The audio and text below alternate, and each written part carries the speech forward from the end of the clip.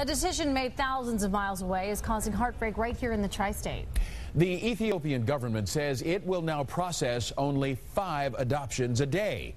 That's a 90% reduction. Deb Silverman introduces us to a local family that has learned their wait for a child will be much longer than expected. Mommy, Daddy, me. Okay, your turn then. Okay. Asher Ewing slid simply into the Ewing family when he was adopted from Ethiopia 5 years ago.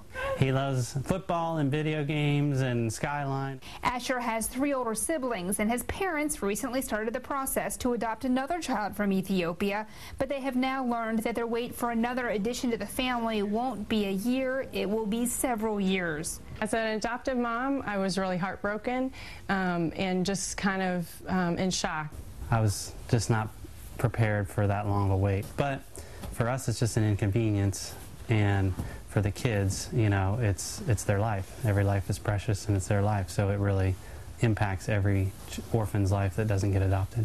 According to the State Department, the Ethiopian government has cut international adoptions to work on quality and to cut down on fraud.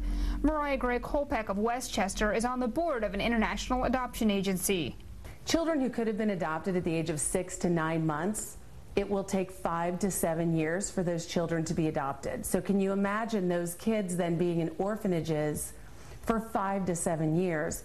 The developmental problems that happen from that kind of housing are monumental for a child. Kolpeck and the Ewings hope Ethiopia's government will reconsider. There are more than 5 million orphans in Ethiopia because of HIV.